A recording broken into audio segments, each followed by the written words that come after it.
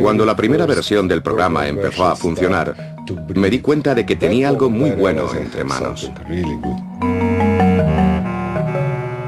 Crear un juego es algo fascinante. No he conocido a nadie que haya jugado y no se haya enganchado. Las piezas parecen simples, pero una vez empiezas, te das cuenta de que el concepto en sí no es tan fácil. Pero también puede ser peligroso. Fue una experiencia traumática. Debía haberme dado cuenta de que pretendían asustarme deliberadamente. Estaba aterrorizado. Era como intentar parar un tanque con mis manos. Habían puesto en marcha una máquina infernal. Esta es la historia de 4 personajes, 2 sistemas y un juego, que es el objetivo de todos y el motivo por el cual compiten entre sí. Tetris, desde Rusia con amor.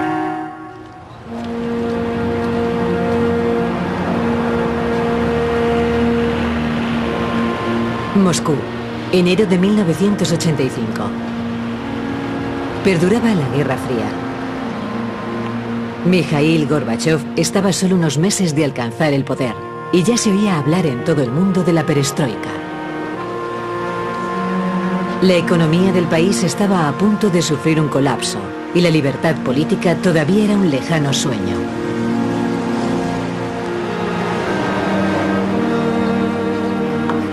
En medio de tal situación de represión social, existía como si fuese un pequeño refugio, un instituto científico donde se reunían las mentes más ingeniosas y brillantes del país. Era un lugar donde se permitía la libertad intelectual y creativa. Podíamos ocuparnos de nuestros asuntos con libertad e investigar acerca de cualquier cosa que nos interesara.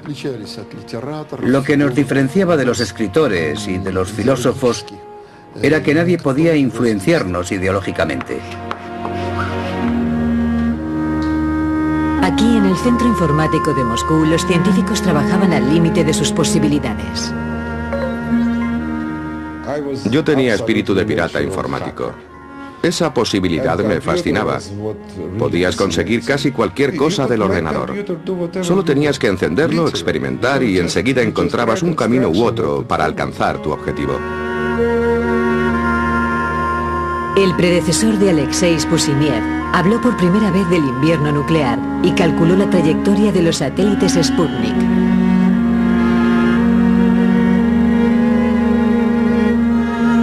Pero Alexei sería recordado por muy diversos logros.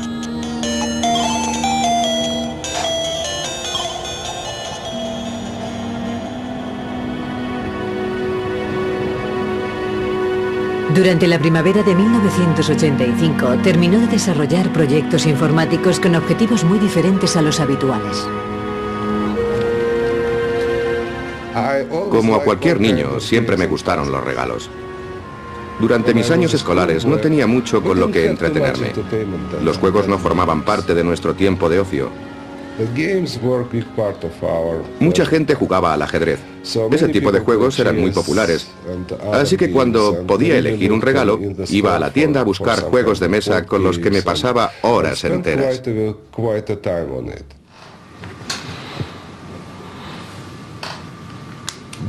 De ahí el famoso puzzle llamado Pentamino. Un pentamino es una figura geométrica compuesta por 5 cuadrados unidos por sus lados. Existen 12 pentaminos diferentes. El reto está en unir todos formando con ellos un cubo, como si fuese un rompecabezas. Es un juego muy famoso y a mí me encantaba. De hecho, era muy bueno jugando al pentamino. Bueno, ya he olvidado cómo hacerlo. Ya está, este lado y ahora este otro.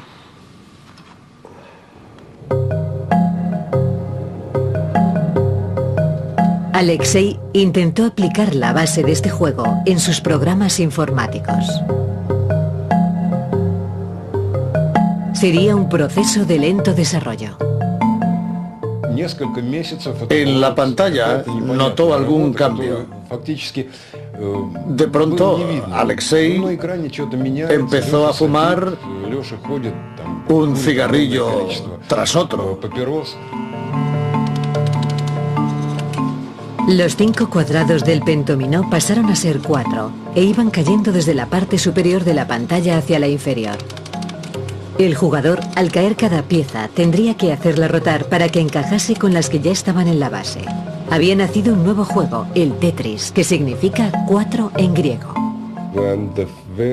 Cuando la primera versión del juego empezó a funcionar y observé cómo caían las piezas por la pantalla y cómo se podían controlar, pensé que era un juego fascinante.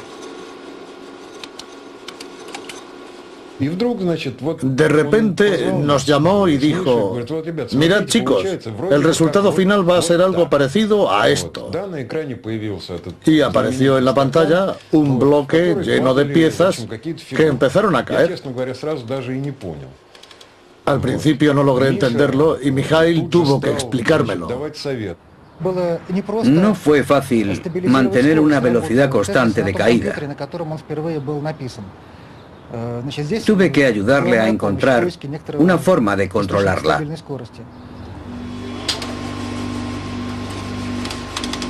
Incluso sin sonido y con unos gráficos muy rudimentarios, la primera versión tenía un poder de atracción inusual.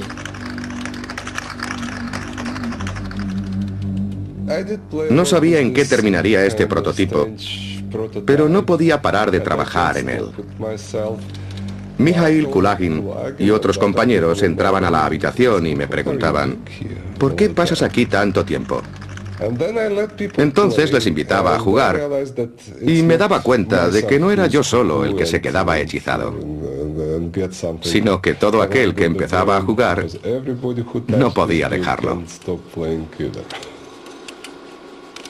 Mucha gente quedaba para hacer campeonatos de Tetris. Hubo un momento en el que todos los compañeros del centro informático estaban enganchados.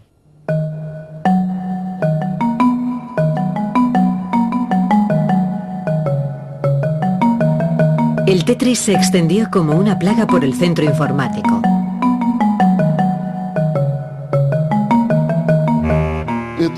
El juego tenía obsesionado a todo el personal y muchos de los miembros empezaron a evidenciar bajo rendimiento laboral a causa del tiempo que le dedicaban al juego. El Tetris era muy diferente al resto de los juegos, en particular muy distinto de los juegos norteamericanos donde todos son disparos, asesinatos, explosiones y choques. El Tetris apela a otro ámbito de la psique humana, ya que se basa en construir y no en destruir. Cuando juegas tienes la impresión de estar construyendo algo, de realizar algo creativo. Las piezas caen de forma caótica y tú las colocas creando una superficie. Pero en cuanto completas una línea, esta desaparece. Y solo quedan las piezas que no has conseguido colocar correctamente.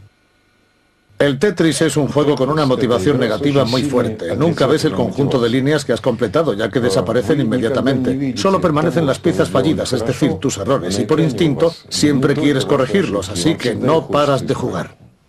Lo que aparece de forma constante en la pantalla es lo que has hecho mal, los huecos que quedan entre las piezas mal colocadas.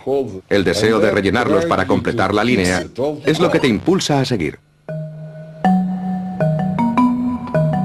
La primera versión en color apareció en el verano de 1985. Fue entonces cuando Alexei decidió mostrar el juego a los amigos que no trabajaban en el centro informático.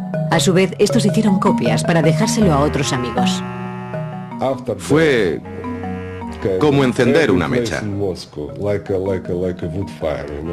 Después de un par de semanas, el Tetris estaba en todos los ordenadores de Moscú. El juego se extendió rápidamente, primero por Moscú, luego por la Unión Soviética y más tarde por los países del bloque soviético.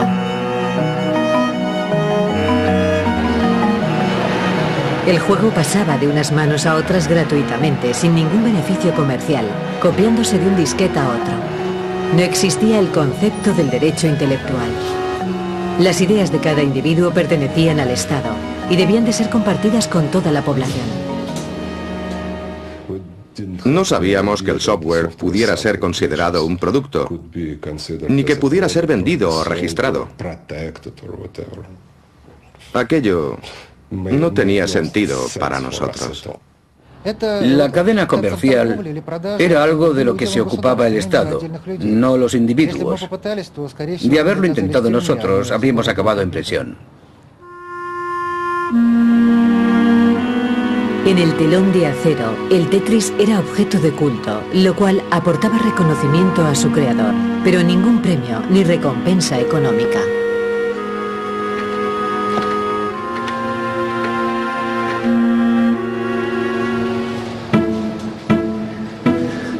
Pero el Tetris había aparecido en un momento de cambio, cuando empezaba a resquebrajarse el telón de acero. A mediados de los años 80, Hungría había obtenido grandes beneficios vendiendo juegos y tecnología informática a Occidente. Robert Stein hizo fortuna comprando software a Hungría y vendiéndolo a Inglaterra. En una visita al Instituto Húngaro de Tecnología en el año 1986, encontró un juego que sería tanto su bendición como su maldición. Estábamos en una habitación llena de ordenadores, cada uno mostrando un software diferente. Y de pronto, en una esquina, vi un ordenador con un juego de piezas de diferentes formas que caían. Me sorprendió y pregunté, ¿qué es esto? Mis acompañantes me dijeron que lo ignorase, así que lo dejé. Pero no podía quitármelo de la cabeza y más tarde regresé a interesarme por él. Después de hablar con ellos, los húngaros reconocieron que ese juego no les pertenecía y le dijeron que provenía del Centro Informático de Moscú. Stein no tardó en contactar con el centro, pero cuando se mostró interesado en adquirir la licencia, nadie le escuchó. No dieron importancia a la llamada de Stein. Era un tema que no interesaba mucho. Todos en el centro dedicaban sus esfuerzos a guiar Sputniks y calibrar el poder nuclear de la Unión Soviética. Ni siquiera les entraba en la cabeza invertir un solo segundo de su tiempo en un tema relacionado con el juego.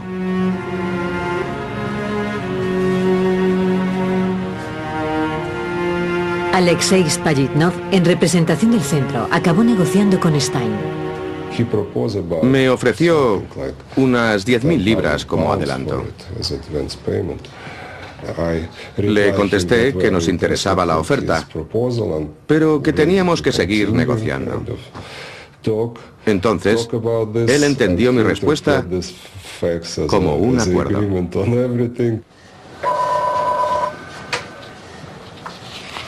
Acuerdos informales como aquel eran cotidianos en el mundo de los juegos informáticos. Pero en Rusia las cosas funcionaban de otra forma, y Stein fue reclamado por las autoridades soviéticas. Stein presentó su nueva adquisición a los productores británicos de juegos informáticos. Uno de sus posibles clientes era Mirrorsoft, la compañía informática de Maxwell Corporation, que en 1986 era un gran imperio del entretenimiento. Propietaria de periódicos, revistas e incluso accionista de los equipos más importantes de la Liga Británica de Fútbol. Si compraban el Tetris, Stein haría un negocio redondo. Observé el juego durante unos minutos y luego lo envié al departamento técnico.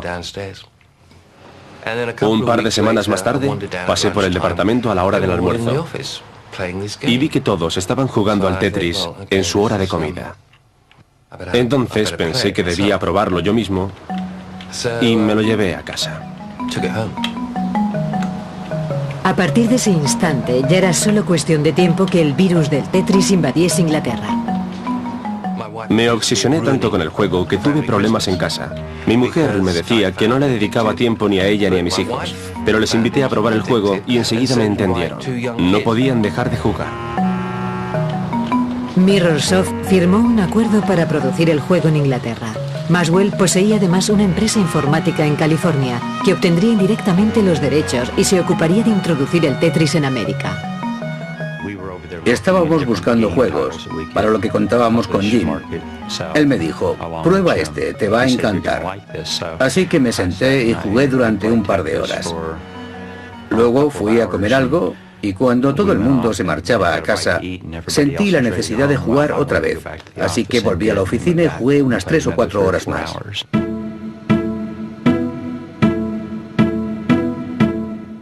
Phil volvió al día siguiente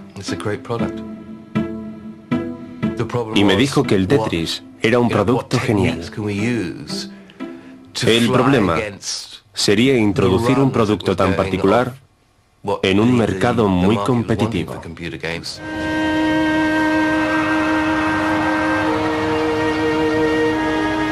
Para hallar la forma de comercializar un producto tan sencillo, tuvieron que indagar en sus orígenes. La llegada de Mikhail Gorbachev al poder generó la oportunidad perfecta para aprovechar la curiosidad que el telón de acero despertaba en la población occidental.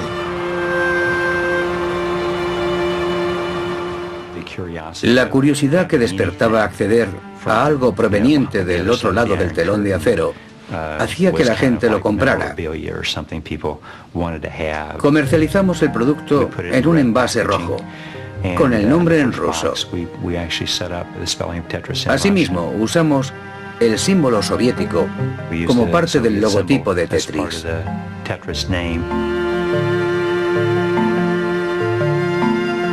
La operación de marketing y las buenas críticas del juego auguraban un gran éxito para Tetris.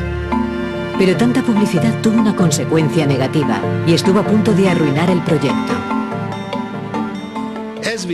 Estábamos a punto de lanzar el juego al mercado y recibimos un telegrama de una compañía rusa llamada Elorg, de la que nunca habíamos oído hablar. Decía que el juego les pertenecía y que nosotros estábamos intentando comercializarlo ilegalmente sin su autorización. Elorg, siglas de Electron Technocar, era un departamento del gobierno ruso encargado de la exportación de programas informáticos. Gorbachev había abierto las puertas al comercio con el este, pero bajo un estricto control. La burocracia rusa se jactaba de controlar absolutamente todo. Si pretendíamos conseguir cualquier cosa, lo podíamos tener siempre que se hiciese adecuadamente, es decir, bajo su control. Robert Stein fue requerido por las autoridades moscovitas. Debes recorrer un pasillo larguísimo para luego esperar en recepción durante un largo periodo de tiempo, en una silla muy incómoda y nadie te mira ni te habla. Luego te llevan a una sala con una gran mesa de conferencias. Es como si estuvieras asistiendo a un juicio y desaprueban todo lo que les dices. ¿Por qué hicimos aquello sin permiso? Intenté explicarles que no tenía ni idea de que ese departamento existía, así que ni se me pasó por la imaginación pedirles permiso. Stein usó todas sus estrategias de negociación para conseguir que los rusos firmasen un contrato por la venta de derechos del Tetris, y lo consiguió. En sus primeras semanas de vida, el Tetris batió récords en las listas de los juegos más vendidos, y en su primer año vendió más de 100.000 copias solo en Estados Unidos. Pero las ventas estaban limitadas, ya que solo podían adquirir el juego quienes tuvieran un ordenador. El mercado real había que hallarlo en otra parte.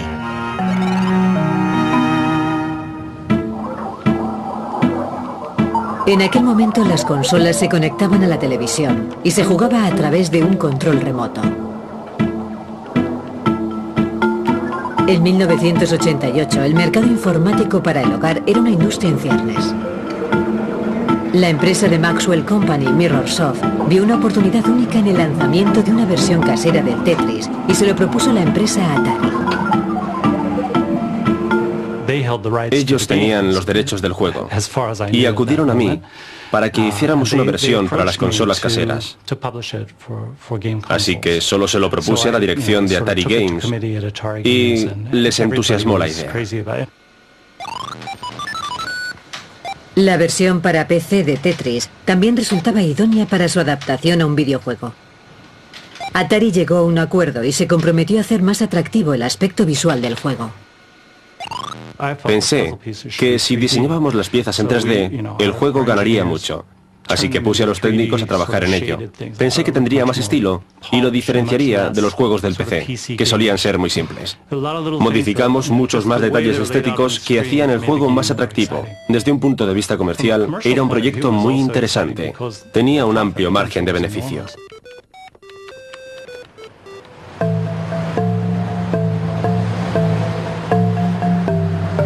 A mediados de 1988, el sencillo juego creado por Alexei Spalivnov era un auténtico éxito que hacía ganar miles de millones a las compañías europeas y norteamericanas que lo comercializaban. Pero seguía habiendo un importante mercado por explotar. Japón no solo poseía una desarrolladísima industria electrónica y experimentaba un altísimo consumo de productos informáticos, sino que además su población adoraba los rompecabezas. Hans Rogers era un joven emprendedor que viajaba por el mundo buscando juegos para introducirlos en el mercado japonés. Viajaba con mi ordenador portátil para saber cuánto beneficio podía obtener de los productos que encontraba. Así podía decidir en el momento y hacer una oferta.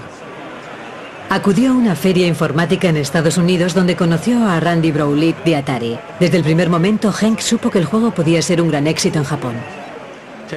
El Tetris era el juego más sencillo de toda la feria, incluso a pesar de que los gráficos y el sonido eran muy llamativos. Tenía algo diferente. Quise jugar desde el primer momento, no por probarlo desde un aspecto profesional, sino porque me atrajo mucho como aficionado.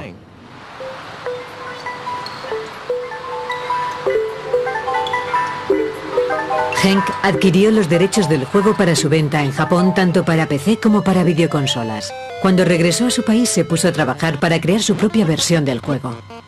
El Tetris estaba comercializándose en 3 de los grandes mercados internacionales y conseguía ingresos multimillonarios. Todos, menos los rusos, estaban haciendo grandes fortunas. Enviamos el dinero a Microsoft y nosotros empezamos a recibir dinero. ¿Estaba pagando Microsoft? El caso es que alguien, a lo largo de la cadena, no estaba cumpliendo con el trato. El ORG buscó información en el cuartel general del Partido Comunista para aclarar la situación. El primer trabajo de Nikolai Belikov fue examinar el acuerdo original con Andromeda Software, la compañía de Robert Stein. Cuando lo leí por primera vez me sentí muy decepcionado. El contrato decía que el primer pago se realizaría en los siguientes 3 meses. Se firmó el 10 de mayo de 1988 y en octubre aún no lo habíamos recibido. Así que empezamos a investigar las posibilidades que teníamos para obligar a Andromeda Software a pagar.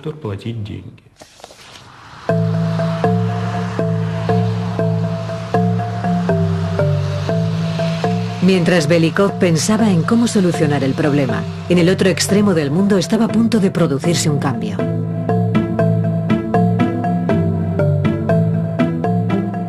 El gigante industrial Nintendo iba a introducir en el mercado una videoconsola de bolsillo. Pero primero pretendía conseguir los derechos directamente de la persona a quien le pertenecía. Le mostramos a Hank Rogers un prototipo de la Game Boy y un prototipo de Tetris adaptado a la Game Boy. Y él inmediatamente reaccionó.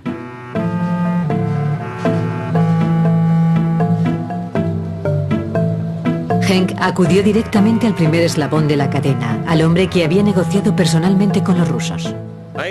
Llamé a Robert Stein y le dije: Robert, necesito que me representes en Rusia para conseguir los derechos de Tetris para la Game Boy.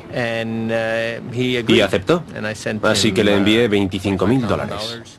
No estaba sorprendido, es decir, todo el mundo que trabaja en esto. Lo que no podía sospechar era que Stein había negociado los mismos derechos con Mirrorsoft. Estaba tratando de hacer fuerza en algo, aprovechando que ya se había negociado en relación al Tetris.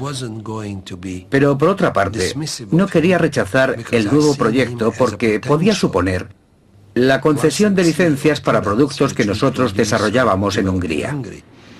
Estuvimos intercambiando los faxes semanalmente durante, no sé, unos 3 meses. Entonces empecé a ponerme nervioso porque me parecía demasiado tiempo.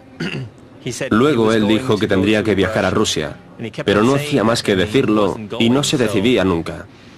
Así que empecé a sospechar. Las negociaciones de Robert Stein con los rusos habían llegado a un punto muerto en lo relativo al dinero que éste les debía. Andrómeda Software envió faxes solicitando retomar las negociaciones para obtener nuevos acuerdos respecto a la licencia de Tetris. Pero mi única respuesta fue: primero paga y cumple con el primer acuerdo, y después ya veremos.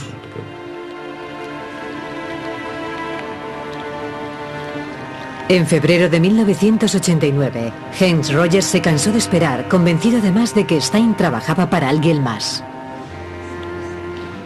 Empecé a sospechar que Stein estaba negociando los derechos para otros y dije, cogeré el primer vuelo. Necesito esos derechos. Así que 2 días más tarde estaba volando hacia Moscú.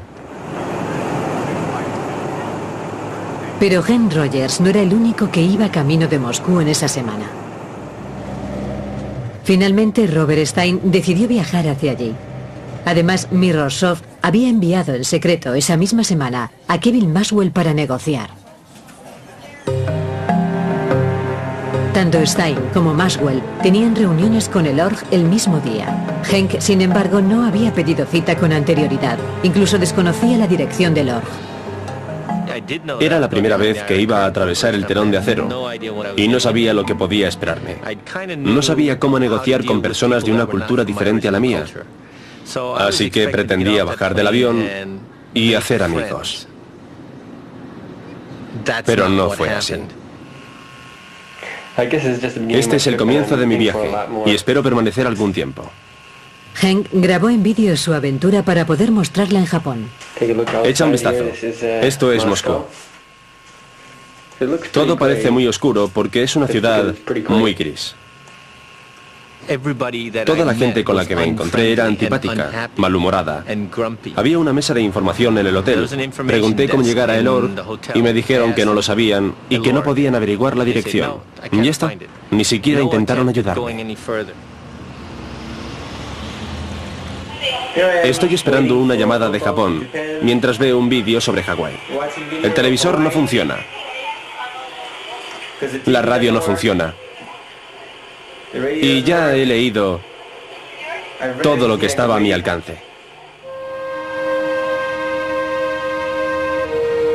Henk pasó su primera noche en el Hotel Inturis, con vistas a la Plaza Roja. El corazón de la impenetrable Unión Soviética.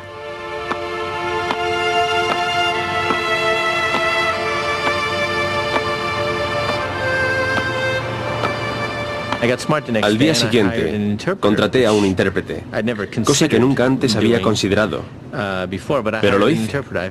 Pensé que me ayudaría. Tengo una intérprete encantadora, que se llama... Me llamo Alla. Se llama Ala. Bien, Ala ha encontrado el Org. Así que esta tarde deberíamos de avanzar mucho. Una de las cosas que más me impresiona de Moscú es que no hay colores por ninguna parte. No existen las vallas publicitarias.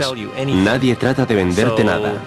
Así que toda la ciudad tiene un color homogéneo. Era como si la hubiesen lavado y se hubiese desteñido.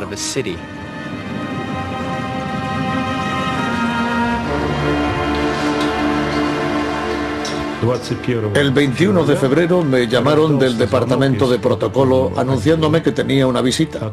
Era Heinz Rogers, que venía desde Japón. Se le comunicó que estaba rompiendo el procedimiento habitual. Para los extranjeros era obligatorio concertar una reunión con tiempo suficiente para que nosotros pudiésemos informarnos sobre quién era, el propósito de la visita, las opciones de negociación y demás. No deseas entrar en un lugar como aquel y sentirte rechazado. Debes tener una invitación que sea aprobada por el KGB y que confirme que eres una persona apta para entrar en ese lugar. Te investigan mucho, pero yo entré allí sin paso previo. Se acordó una cita para el día siguiente. Ese mismo día, Belikov se iba a reunir individualmente tanto con Maxwell como con Stein. El día siguiente sería muy importante para el futuro del Tetris. Todo se basaría en la capacidad de los comunistas para llevar a los capitalistas a su terreno y obtener lo máximo de ellos. Obviamente, entendían que los capitalistas estaban divididos y luchando entre sí. Todos querían reunirse conmigo ese mismo día. No entendía qué pasaba, quién trabajaba para quién, qué subyacía en el fondo.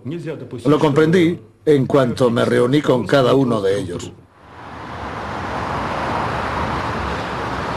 El primero en llegar a la oficina de Belikov fue Henry Rogers, llevando consigo el videojuego que habían desarrollado en Japón.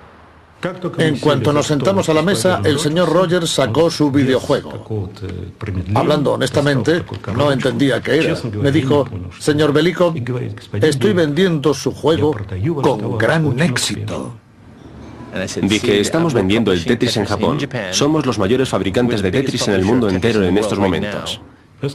Yo contesté que Elorg todavía no había vendido los derechos de Tetris para videojuegos a nadie. Contesté, sí que lo han hecho.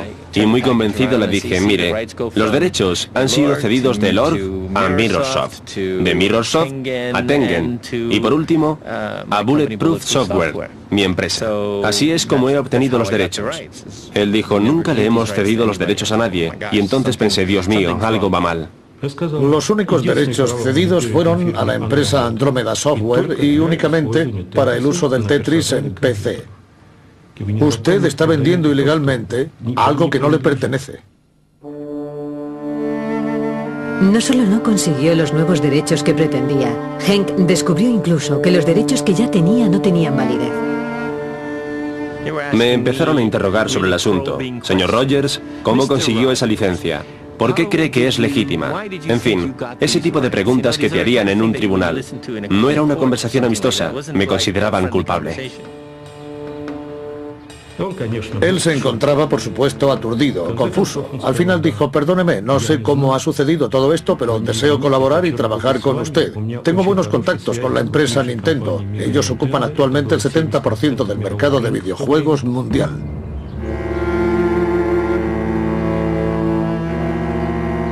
Pensé que tenía las mismas posibilidades de salir de allí con los derechos del Tetris que de acabar en prisión.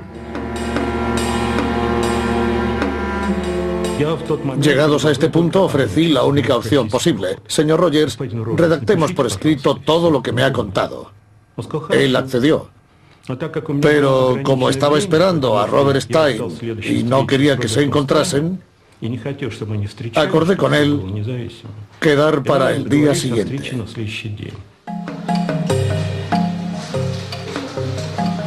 Nada más salir Henk, Robert Stein atravesó el largo pasillo de Elorg, creyendo estar cerca de conseguir sus objetivos, sin saber nada de lo que acababa de ocurrir. Ignoraba que Henry Rogers se encontraba en Rusia con mis mismos propósitos. No lo supe hasta que regresé a Inglaterra y me enteré.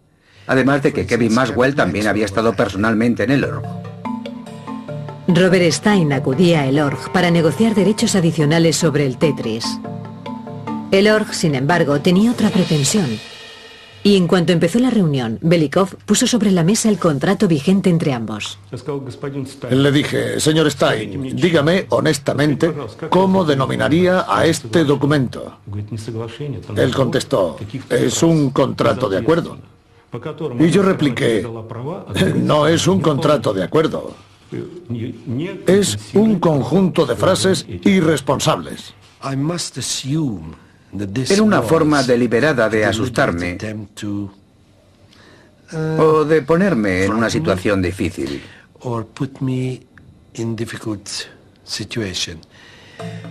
La reunión, desde luego, era todo menos amistosa. Despidieron a Stein y le dijeron que volviese al día siguiente, lo que concedía a Belikov el tiempo suficiente para escuchar la oferta de Kevin Maxwell. Sabía que Kevin Maxwell era el hijo menor de Robert Maxwell, que era un poderoso empresario, uno de los hombres más ricos del mundo. Eso me hacía sentir algo tenso. El padre de Kevin Maxwell tenía buenos contactos dentro del gobierno ruso. Tras discutir sobre quién tenía los derechos sobre el juego, Belikov mencionó la versión de Henk, que además llevaba el nombre de Mirrorsoft. Le pregunté, señor Kevin Maxwell, ¿dónde ha adquirido Microsoft esos derechos? Y sorprendentemente admitió, es una versión pirata. No tenemos los derechos. Fue un error por parte de Maxwell, que ignoraba que Mirrorsoft había vendido la licencia para videoconsolas a Atari. Dicho error le saldría muy caro a su empresa. Le pregunté al señor Maxwell, ¿está interesado en conseguir los derechos para consolas de televisión? Contestó, sí, por supuesto, y le dije, ¿cuándo puede hacernos una oferta? Y respondió que tenía que regresar a Inglaterra, pero que enseguida nos enviaría una propuesta.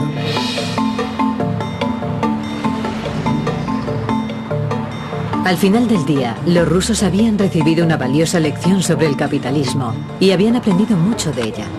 Entendieron que podían obtener muchos más beneficios vendiendo diferentes derechos a diferentes compañías en vez de cediendo la licencia a una sola. Por otra parte, los posibles compradores estaban arriesgando mucho, pero aún les quedaban muchas bazas por jugar, aunque uno de ellos jugaba con ventaja. Finalmente, entre todos esos hombres de negocios elegantemente vestidos, encontré a uno que realmente entendía el juego y con el que coincidía a la perfección desde el primer momento. Le presento al señor Alexei Pajitnov. Es el creador del Tetris. Play Tetris, my friends. Hice amistad con Alexei inmediatamente. Era el amigo que estaba buscando en Rusia. Salimos a tomar algo aquella noche y empezamos a hablar sobre diseño de juegos para ordenador y de pronto dijimos, ¿qué podemos hacer para el Tetris 2? En fin, teníamos mucho de qué hablar. A la mañana siguiente, Nikolai Belikov había trazado un plan. Se aprovecha de la situación y redacta un borrador de contrato dándole a Stein los derechos de las versiones de sistemas domésticos, donde define sistema doméstico como un ordenador personal, no una consola. La idea era añadir esta cláusula al contrato original que ya tenían con él.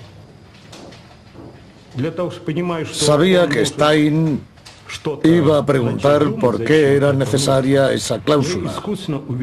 Así que lo disfracé como si fuese una multa por el retraso en los pagos. Sé que fue algo rebuscado, pero quería que se centrase en el castigo para que no pensase que podíamos tener otros intereses ocultos. Belikov fue muy astuto. Conseguí que Erlock firmase un contrato de distribución que prohibía explícitamente hacer versiones para recreativas y portátiles. Solamente era para ordenadores domésticos.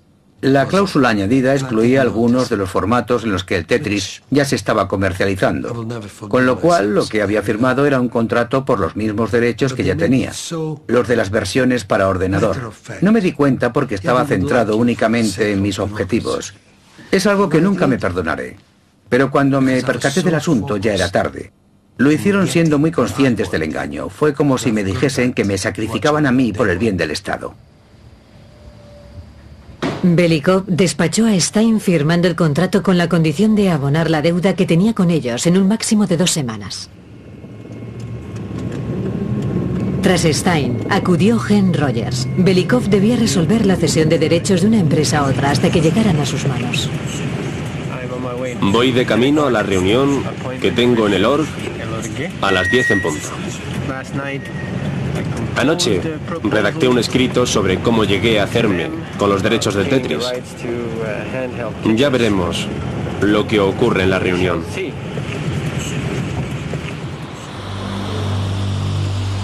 Según el viejo sistema, la decisión hubiese sido meramente política, pero el capitalismo se basa en asumir riesgos. Le dije, bueno, Kevin Maxwell es el hijo de uno de los hombres más ricos del planeta, así que no puedo hacer una oferta económica mejor que él. Pero les puedo ofrecer una cooperación sincera, sin trampas ni dobles juegos. Le iré informando exactamente de los ingresos obtenidos y así ustedes podrán deducir exactamente su porcentaje.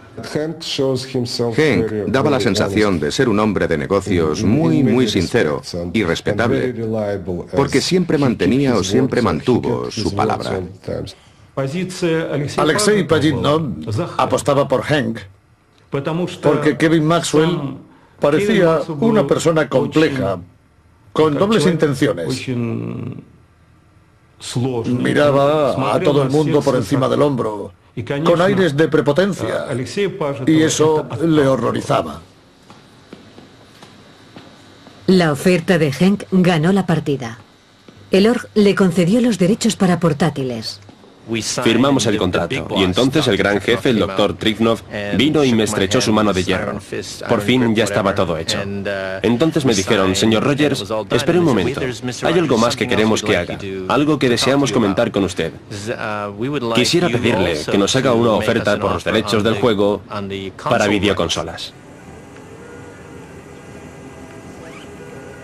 Hen Rogers dejó Rusia con la licencia del Tetris para portátiles y con la posibilidad de conseguir una extensión de los derechos para videoconsola, pero todavía quedaba una dura batalla por ganar.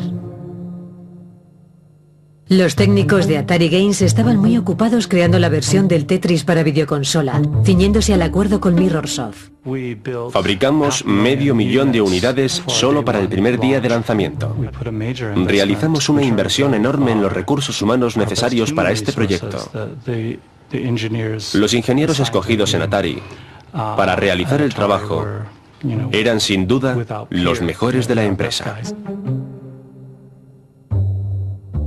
Tal era la confianza en el producto que se invirtieron fortunas en marketing. Dimos una gran fiesta para presentar a los medios de comunicación el juego. Incluso contratamos una página entera en el periódico USA Today para anunciarlo.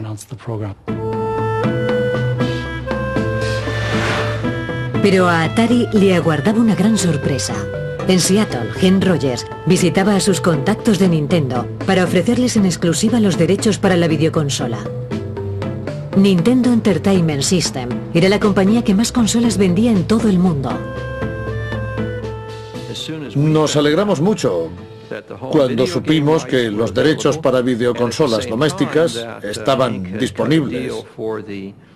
Y además Hank tenía la posibilidad de hacer una oferta por ellos. A Howard Lincoln y Manuro Arakawa, esta situación les brindaba la posibilidad de adelantarse a Atari, su eterno rival. Me prometieron que me ayudarían. Me dijeron que volviese a Rusia y que si creía que podía convencer a los rusos, les llamara para cerrar el trato. Atari no era el único problema. En Inglaterra, Robert Maxwell estaba indignado porque su hijo no había conseguido la licencia. Así que decidió recurrir a sus contactos en el Kremlin. Me acusaba de haber actuado de manera impropia. Decía que había arruinado las relaciones comerciales entre la Unión Soviética e Inglaterra. Belikov empezó a recibir amenazas desde el Kremlin. Hank supo que el Org estaba siendo presionada por el gobierno soviético. Así que debía llegar a un acuerdo lo antes posible. Regresé a Rusia y les pregunté si cerrarían el trato con los señores Arakawa y Lincoln. Contestaron que lo harían sin dudar. Nintendo necesitaba moverse deprisa, pero sin levantar sospechas. No podían alertar ni a Maxwell ni a Atari, a quienes impediría obtener la licencia del Tetris sin darles tiempo para reaccionar. En la oficina comentamos que íbamos a Japón por negocios. Creo que solo una persona de Nintendo conocía nuestro verdadero destino. En Moscú firmaron un contrato por valor de $500,000 en concepto de royalties y un porcentaje por cada unidad vendida. La oferta era 30 veces superior a la hecha por Stein. pero significaba solo una pequeña fracción de lo que el juego supondría para Nintendo. En el avión de regreso a Seattle, cada vez que miraba a Arakawa, él me miraba a mí y nos echábamos a reír. No solo teníamos los derechos para videoconsolas portátiles, sino también para consolas domésticas, ya que el Orb nunca había cedido los derechos del juego para consolas a ninguna empresa. Así que ahora pertenecían a Nintendo. Sin duda, ahora podríamos frenar la producción de Atari.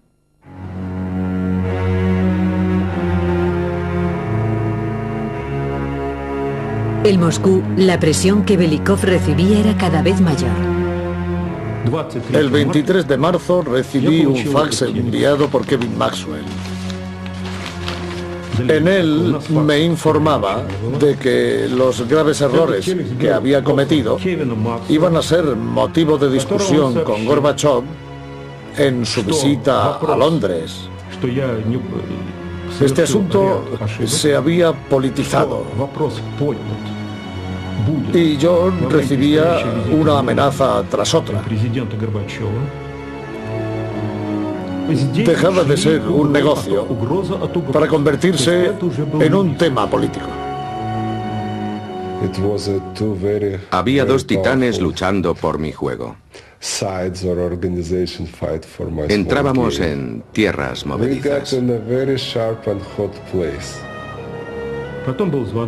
Recibí una llamada de la persona que estaba organizando el viaje del presidente a Inglaterra. Me sugería que volase inmediatamente a Londres para postrarme de rodillas ante Robert Maxwell y rogarle que no informase a Gorbachev de lo que había ocurrido, ya que de lo contrario sería hombre muerto.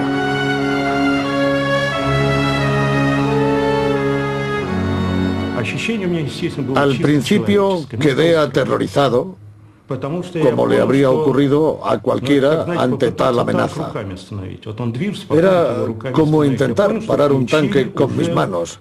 Páralo o te atropella. El asunto se había convertido en un incidente diplomático sin sentido. Pero Belikov tenía el destino de su parte. Las reformas requeridas por Gorbachev pretendían evitar este tipo de extorsiones y manipulaciones por parte del Estado.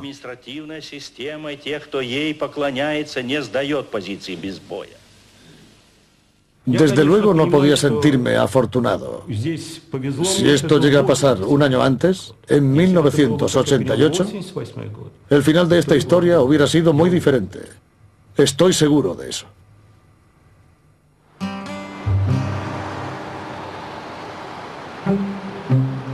En Estados Unidos la lucha por el Tetris solo acababa de empezar. Nintendo, eufórica por su logro, había puesto un cuchillo en la garganta a Atari. Lo primero que hicimos fue enviar un comunicado de Atari Games informándoles de que teníamos los derechos del Tetris para videojuegos domésticos. Así que les solicitamos el cese de la fabricación y comercialización de sus versiones del Tetris, ya que los documentos que poseían no tenían ningún valor. Atari Games no iba a zanjar el tema así como así. Había invertido muchísimo dinero en la comercialización del juego. Uno de mis socios me llamó para decirme que Atari Games nos había demandado. Su primer paso había sido demandarnos alegando que ellos eran los legítimos propietarios de los derechos del Tetris para las versiones domésticas. Todos nuestros expertos, nuestros consejeros legales, trabajaban día y noche en el caso. No había ninguna duda ni la menor sospecha de que pudiéramos estar equivocados.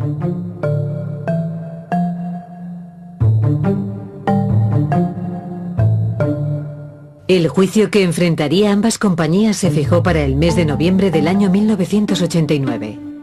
Nintendo iba a presentar a Nikolai Belikov del Org como testigo.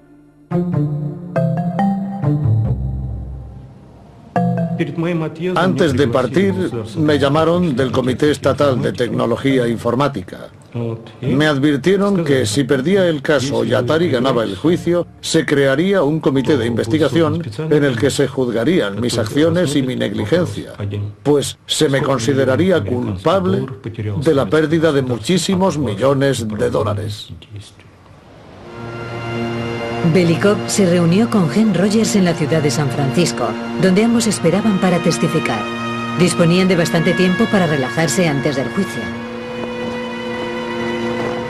Llegó el gran día y se sentaron en el banquillo de los testigos. Al concluir la vista, el juez decretó que era Nintendo a quien correspondían los derechos legítimos. El señor Arakawa y yo nos sentimos los hombres más felices del planeta. Fue genial. Había euforia, por supuesto. Pero por mi parte tenía que conservar los derechos, así que aún tenía mucho camino por delante. En ese momento, Atari Games ya había fabricado cientos de miles de ejemplares del Tetris que no podría comercializar. Estábamos bajo los efectos de un gran shock.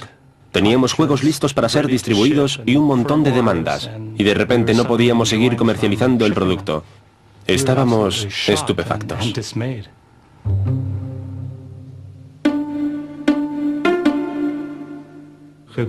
Hen me dijo: Nikolai, hemos ganado, vámonos, te enseñaré la ciudad.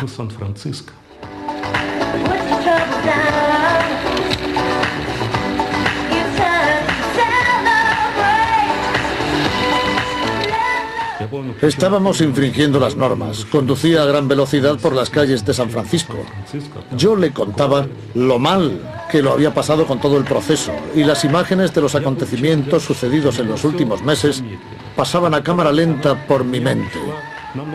Estaba bloqueado. No sentía alegría por el resultado del juicio hasta bastante después. Entonces empecé a gritar: puedo volver a casa, puedo volver a casa.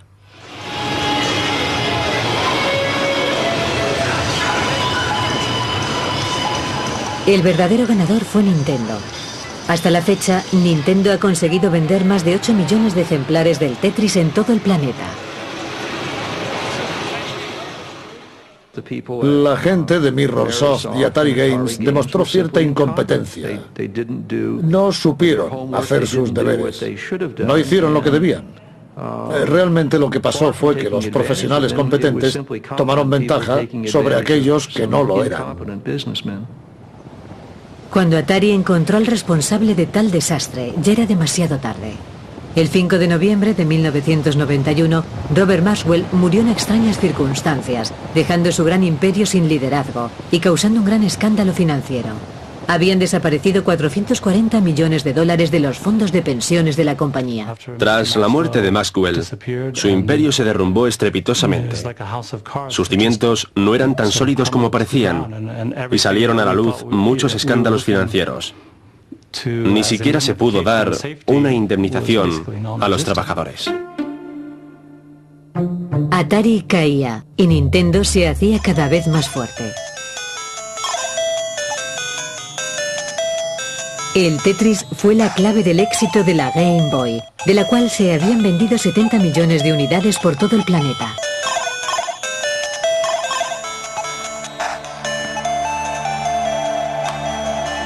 Pero a pesar de lo ocurrido, Alexei Pajitnov no recibió un solo céntimo como creador del Tetris. Seguía trabajando en el centro informático. Desafortunadamente, el propietario legal del programa era la Unión Soviética, por lo que Alexei no podía recibir nada por su autoría. Nosotros no podíamos pagar a Pajitnov en concepto de derechos de autor, ni siquiera ofrecerle un incentivo. Eso era algo que tenía que decidir la dirección de la Academia de Ciencias. Pero la fama que el Tetris aportó a Alexei le permitiría recibir ofertas laborales de empresas ajenas al centro informático. Tras el gran éxito del Tetris, no quise implicarme mucho en proyectos científicos. Deseaba dedicarme al diseño de juegos, y en esto basé mi actividad principal.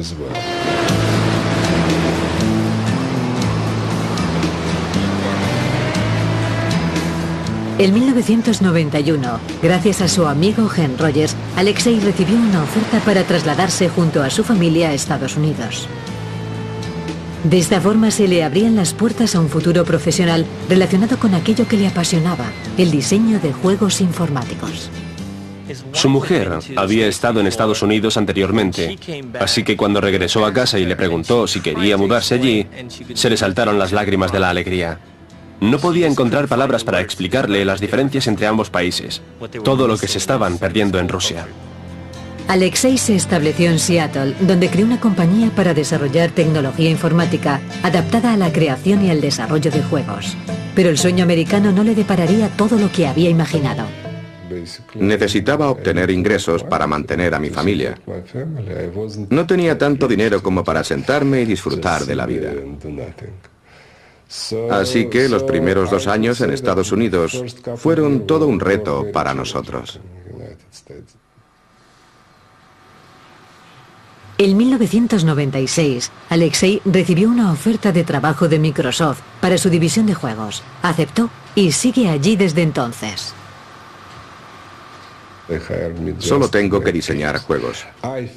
Actualmente soy ya un profesional con muchos años de experiencia. No tengo contradicciones internas ni siento rencor por nada. Realizo satisfactoriamente mi trabajo en esta empresa y disfruto plenamente de mi vida sin complicaciones.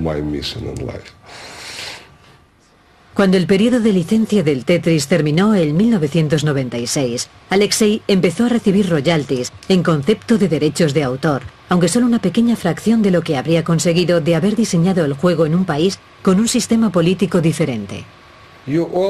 Siempre se puede lograr algo más.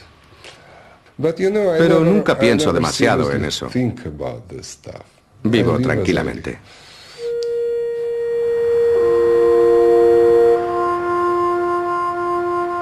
Alexei viaja con frecuencia a Moscú y piensa regresar definitivamente algún día si la suerte le acompaña. Pero la ciudad que vio nacer al Tetris ya no es lo que era. El capitalismo la ha cambiado totalmente. Las autoridades que permitieron que el Tetris conquistara el mundo libre han abandonado el instituto donde él se formó. Nuestro instituto está envejeciendo. La edad media del profesorado es de 50 años. Si no conseguimos gente joven que quiera unirse a nuestro proyecto y trabajar con nosotros, me temo que en unos 10 años, más o menos, tendremos que cerrar. El sueldo medio mensual es de $200. Aunque habría sido muy respetable años atrás, no puede competir con los sueldos que ofrecen las instituciones privadas ni las firmas extranjeras. En Rusia, la palabra más usada es quizás, y en ocasiones nos ha ayudado. En los momentos difíciles nunca perdemos la esperanza. Cualquier otro país que hubiera sufrido los conflictos sociales que hemos atravesado nosotros habría sucumbido. Pero Rusia siempre ha encontrado la forma de sobrevivir y de salir adelante. Espero que pase lo mismo en el instituto.